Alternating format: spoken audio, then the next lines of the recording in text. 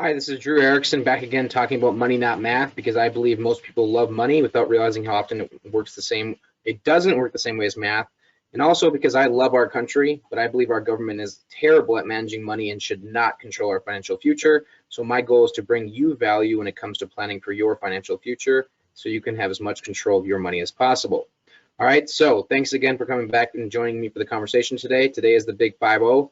50th Money Not Math conversation that I've created, which is kind of interesting considering before I made the first one, I was a little nervous about going online and talking about my beliefs and things like that, but got called out by my wife and ended up having to do it because I couldn't back down after getting called out by my wife. So hopefully today's conversation brings you value just like all the other ones. And for today's conversation, we are talking about 4 quirky Social Security rules you need to know to avoid retirement planning mistakes, written by Robert Powell on usatoday.com. All right, so we're going to start out. So I'm going to talk through, it's a pretty short article, so I'm going to read a lot of what's said in here, but a lot of it I will kind of leave out because he references some different names in different places that I don't want to go into great detail on or mispronounce completely. So if you want the specific quotes from the article, please click on the link that I will include and read it for yourself, but I will do my best to highlight the 4 main rules and their impacts and how they could impact you to hopefully bring you value as quickly and efficiently as possible. So starting out, it says rule number 1, spouses and delayed benefits. Married couples are told by Social Security to plan for 2 lives. So how might they go about doing that? Well, let's say you're a higher wage earner and you delay starting Social Security until age 70. That will result in you getting the highest monthly benefit for the rest of your life. The reason behind that is for most people today, it all depends on how old you are, but you basically have the beginning of your Social Security options are around age 62. For me personally, my full retirement age, according to Social Security, is 67. And the maximum I can defer to is age 70 to get the maximum benefit. Now, to clarify, I can defer my Social Security longer than age 70, but I won't get a higher benefit than what is quoted to me at age 70. All right. So, and that's what they go into here. So it's because Social Security retirement benefits are increased by a certain percentage depending on the date of your birth if you delay your retirement beyond what's called the full retirement age. And that age is dependent on how old you are. So for me, it's 67 as of today's projections. Again, the government, Congress has control over how they change those things up. It is out of my control completely. But note that the benefit increases no longer after you become age 70. Now, if you wait to apply for Social Security until you're age 70, you might think your spouse, given the way spousal benefits work, would receive 1/2 of your age 70 benefit, or more depending on his or her work record and when they file for benefits. But that's not the case. The benefit for the lower earning spouse is always a percentage of the higher wage earner's full retirement age payment, even if the higher wage earner delayed payments to age 70. So what they're saying there is, let's say I make more than my spouse and I delay my benefits to age 70, their benefit amount as being my spouse is still based off of my age 67 or full retirement age number that the Social Security determined I should get. All right. However, if the higher wage earner should die, the surviving spouse gets the deceased's age 70 benefit, assuming the survivor is at least full retirement age.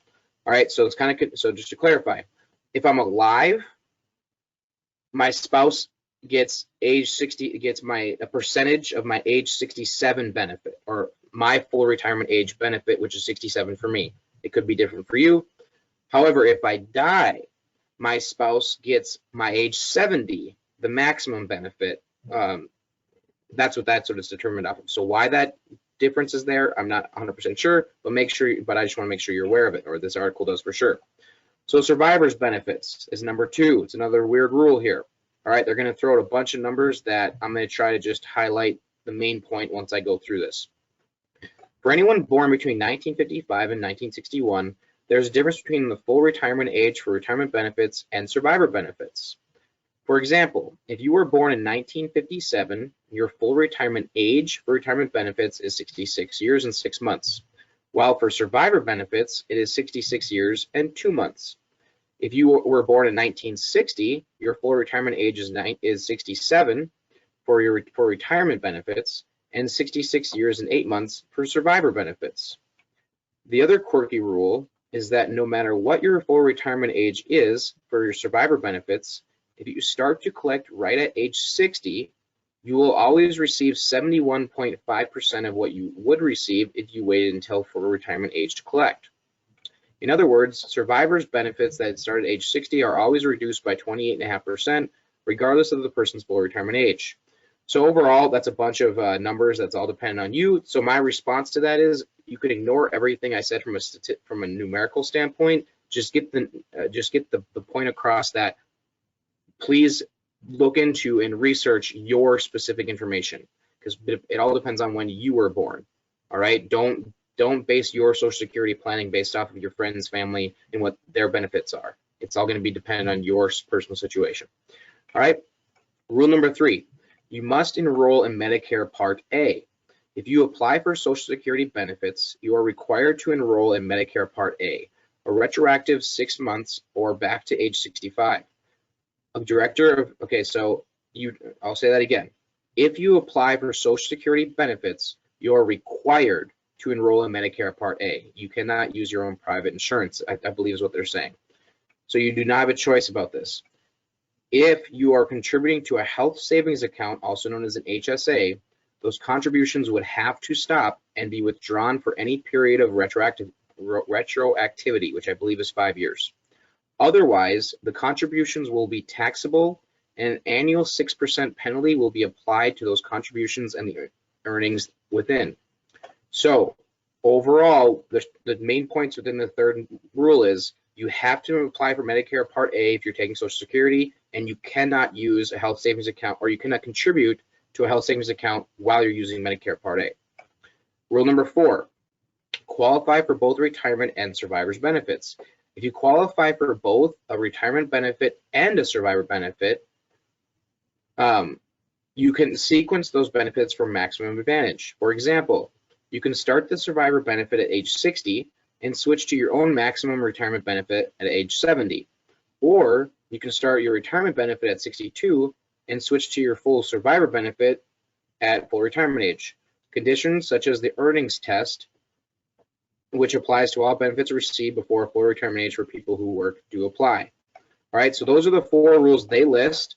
Again, I'm going to say them again. Rule number 1 to be aware of: how spouse and delayed benefits work. Number 2, how survivor benefits work and the ages. Rule number 3, you must enroll in Medicare Part A. And rule number 4, qualify for both benefits and survivor's benefits. And last but not least, they don't talk about this in the article, but I think it's the most overlooked, underutilized, and piece of information that everyone should know.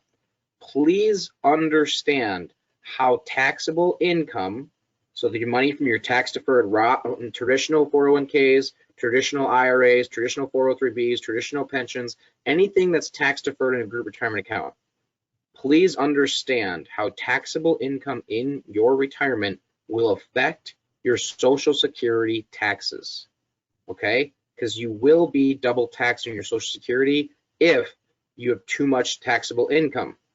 And when I say too much, you might be thinking a lot of money, but as of today's standards and today's laws, the government or the IRS considers too much to be over $44,000 of taxable income for a married couple. Now, is $44,000 of taxable income a lot of money for a married couple? That's for you to decide. All right, so hopefully today's conversation was helpful. Please let me know what you think by reaching out. Click like if you liked it, or even better yet, share with a friend. Thanks again. I hope you come back again soon to enjoy our conversation, and hope you have a great rest of your day. Thanks. Bye.